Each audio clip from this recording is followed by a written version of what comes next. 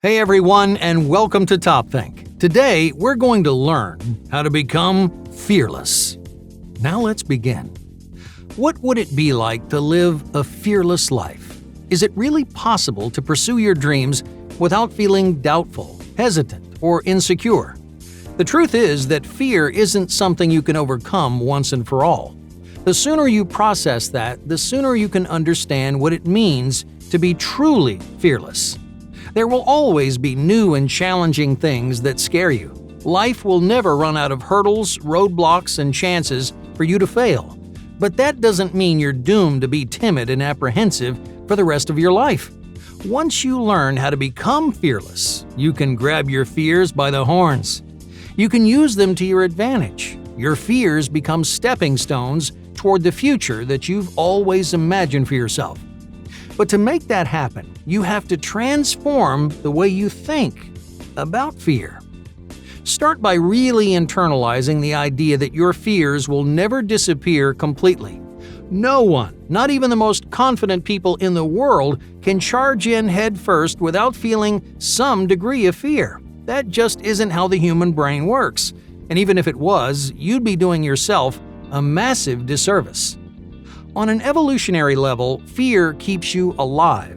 It's a fundamental response ingrained in almost every complex organism on the planet. It's been around for millions of years, providing animals with protection against physical, mental, and social danger. A cat, for example, might be afraid of a dog. That dog could cause physical pain, so the cat instinctively responds with fear. Stress hormones start flooding the brain. Its breathing and heart rate quickens. Its body tenses up. The cat goes into fight-or-flight mode because it feels like its life is on the line. But fear isn't just an evolutionary life jacket. In many ways, it's responsible for keeping you sane and reasonable.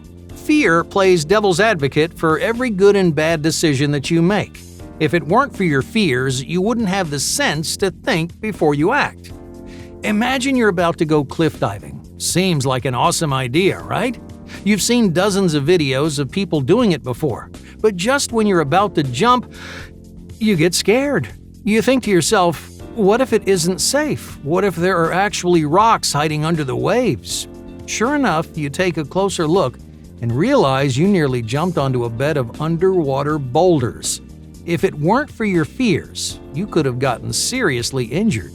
You would have done something you'd regret for the rest of your life because your fears weren't there to keep you in check.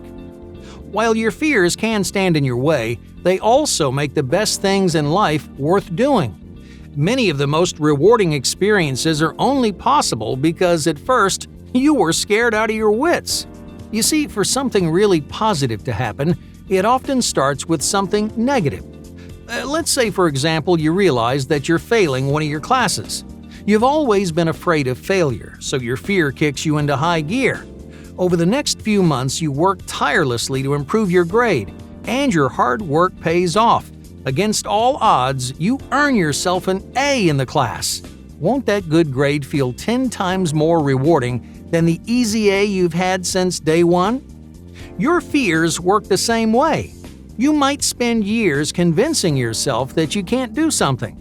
Maybe you've backed out and run away more times than you can count. But when you finally summon the courage to face your fears, guess what happens? You achieve something to be proud of. You make a memory that lasts a lifetime. And you learn crucial lessons about yourself and your limits. My point here is that fear serves an important purpose, but this fact raises bigger questions about what it means to be fearless. If fearless isn't terminating or getting rid of your fears, then what is it? People who are fearless know one thing with absolute certainty. Fear is strong, but you are stronger. In other words, don't pretend that your fears are meaningless or insignificant. Don't brush them off like they aren't worth your time. Listen and pay attention to your fears so you can find the most rewarding ways to overcome them. Now, most people don't realize this, but fear is a great source of direction. It tells you where specifically you need to grow and improve as a person. Let's say you get scared every time you have to start up a conversation with a stranger.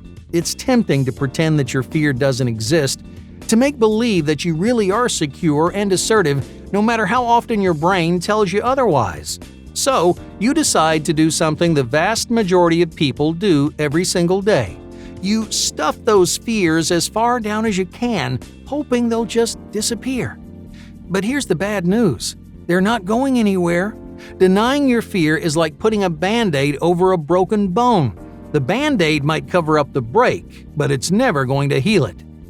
That's why fearless people treat their fears like new opportunities. Each one is trying to open your eyes to something that you're lacking.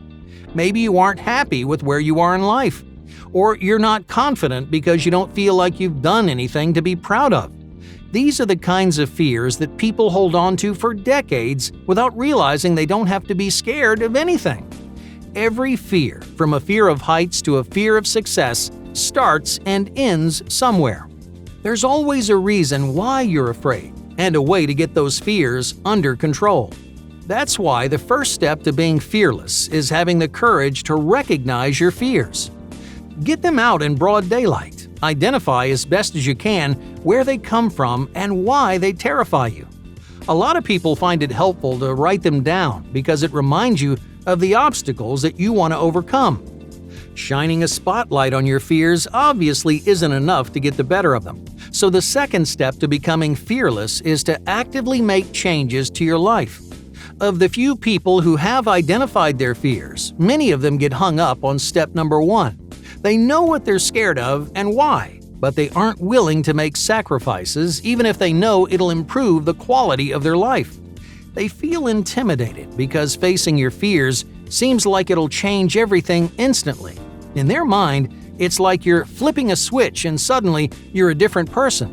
But in reality, facing your fears changes more about your habits and lifestyle than your personality. And it's gradual. It's not some instant life-altering transformation. The most important part is that you're willing to make those changes. That means doing things you don't want to do, taking risks that you wouldn't normally take, and being brave enough to put your future before your present. Sometimes that kind of long-term gratification can feel like its own insurmountable roadblock.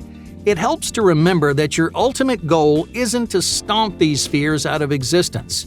If you used to be afraid of public speaking, for example, you shouldn't convince yourself there's nothing intimidating about getting up in front of an audience.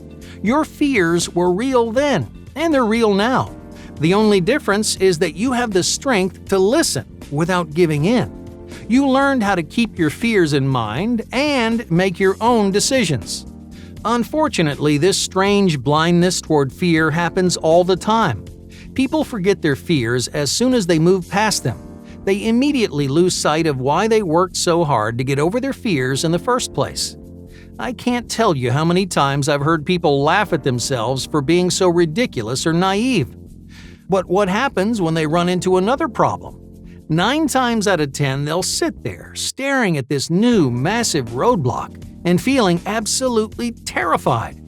Wouldn't it be more helpful to remember the hard work and confidence that carried you through the last time? Don't you want to continue having faith in yourself so that every fear doesn't catapult you right back to square one? This is actually the third step to becoming fearless. Each time you successfully overcome one of your fears, make sure you retain your conviction. As you move through life, your fears will get bigger and badder. More than ever, you'll find yourself flooded by doubts and searching for answers. Look, I know that sounds scary, but you don't need to worry. You're powerful and capable enough to fight back against your fears, no matter how impossible it seems. Just don't lose sight of how far you've come or how much you've grown. Every time you take control of your fears, from the tiniest nerves to the largest phobias, you're proving to yourself that you deserve your own trust, that you're someone who's worth believing in. Which brings us to the fourth and final step. Fearless people give themselves credit. They're able to continuously have faith in themselves because they recognize their accomplishments as accomplishments. Overcoming your fears is challenging and time-consuming. It can take months or even years of hard work, and it's something everyone in the entire world struggles with. So don't sell yourself short. As you confront your fears, give yourself the pat on the back that you deserve. You need that kind of self-encouragement so you can continue believing in your ability to succeed. Hey, thank you for watching Top Think, and be sure to subscribe because more incredible content is on the way.